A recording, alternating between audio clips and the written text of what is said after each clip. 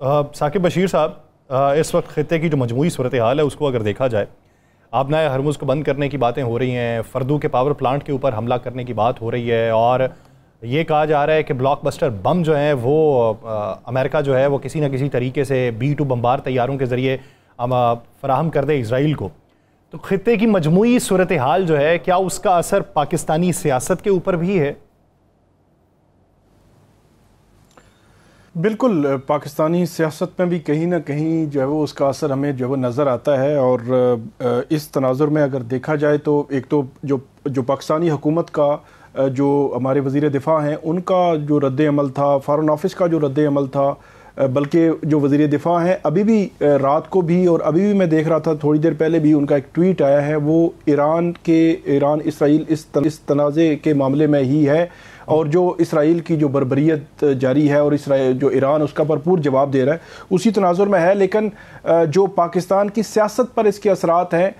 وہ اس حوالے سے خبر یہ ہے کہ جو عمران خان صاحب نے PTI نے ایک کال دی تھی کہ وہ ایک بہت بڑا احتجاج کرنے جا رہے ہیں، اور اس کا مرکز اسلام آباد نہیں ہوگا بلکہ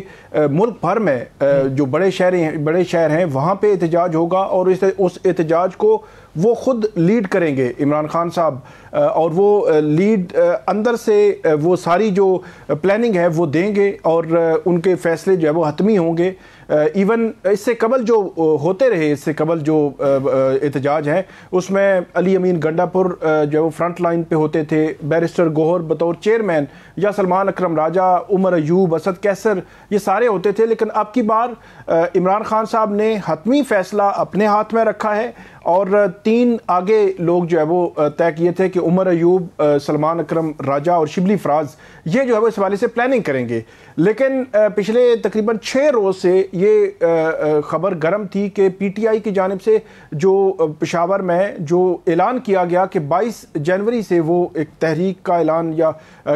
جب کرنے جا رہے ہیں، شروع کرنے جا رہے ہیں، اور اس میں ڈیفینیٹلی جی جون، تو اس میں جو ایک پلاننگ ہو رہی تھی PTI کے اندرونی حلقے یہ بتاتے ہیں کہ اس حوالے سے جو عالیہ حمزہ ہیں وہ بھی ایکٹیو تھیں، اور جو ان کی خیبر پختونخوا کی قیادت ہے PTI کی وہ بھی ایکٹیو تھی، مرکز کی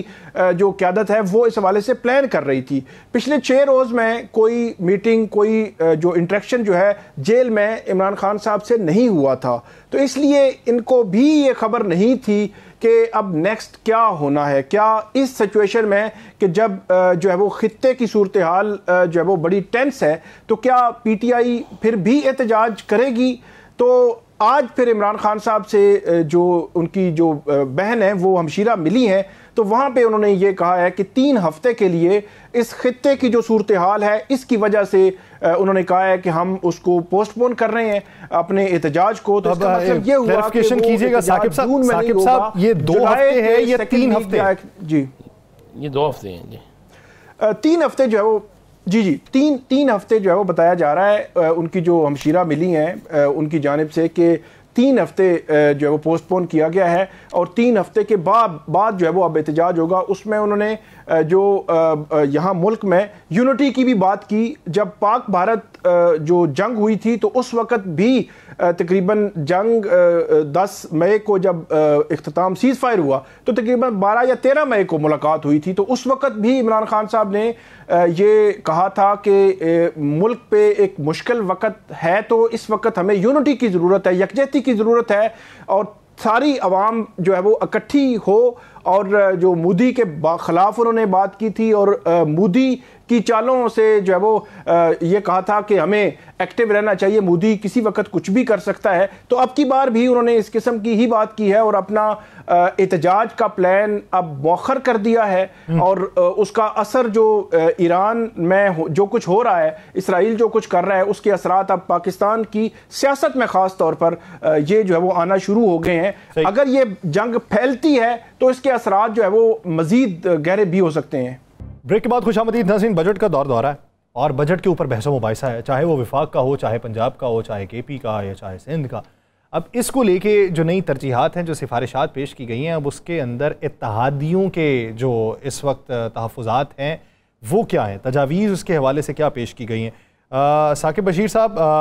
جو سولر پینل ہے اس کے اوپر بڑا واویلا مچایا گیا. سننے میں ہے کہ پاکستان پیپلز پارٹی سمیت مختلف جماعتیں جو ہیں وہ اس کی مخالف ہیں. اس کا کیا حل نکلا ہے یا کیا اس کے بارے میں بحث و مباحثہ ہو رہا ہے؟ اچھا، سولر پینل جو ہے یہ واحد ہے جس پہ اپوزیشن کی جماعتیں اور حکومتی اتحادی جماعتیں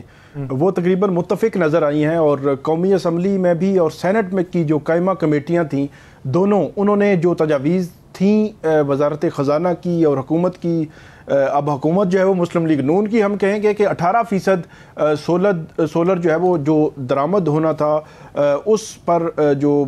لگایا گیا تھا 18% ٹیکس، اس کی تجاویز کو مسترد کیا گیا ہے. اور اس کے پیچھے انہوں نے کچھ ریزنز دی ہیں.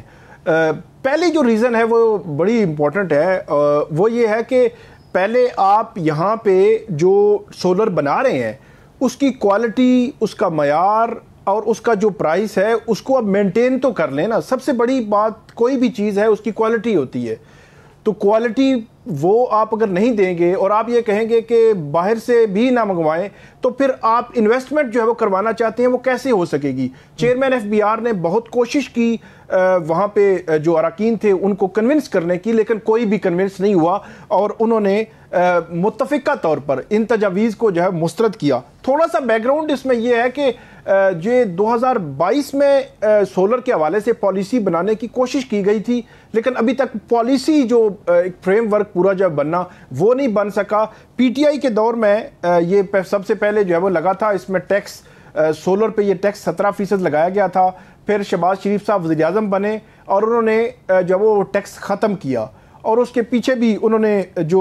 گرین انرجی کے حوالے سے انہوں نے کہا کہ اس کی حوصلہ افزائی کے لیے انہوں نے کہا کہ یہ ہم ٹیکس ختم کر رہے ہیں. لیکن اب شہباز شریف صاحب نے ہی خود جو وہ 18% ٹیکس بھی لگا دیا ہے.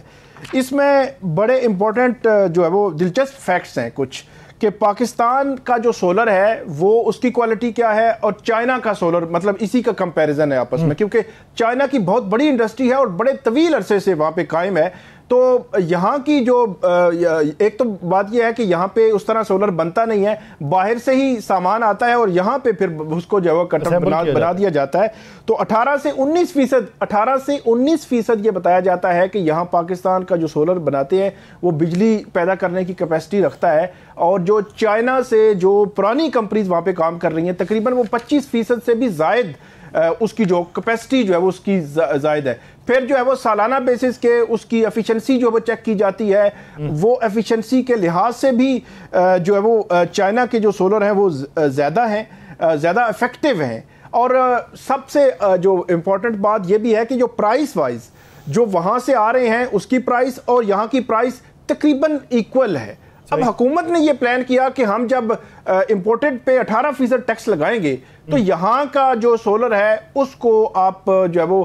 اس کی مارکیٹ جو ہے وہ بہتر بنا سکیں گے. لیکن مسئلہ صرف آخری بات میں کروں گا کہ مسئلہ یہی ہے کہ جب کوالٹی آپ نہیں دیں گے، کوالٹی آپ دے نہیں رہے اور آپ کہتے ہیں کہ ہم نے اس کو کرنا ہے، تو اسی لیے پھر ان کی تجاویز جو ہے وہ مسترد ہوئی ہیں. دونوں جو اسٹینڈنگ کمیٹیز تھی، دونوں قومی اسمبلی اور سینٹ کی. صحیح.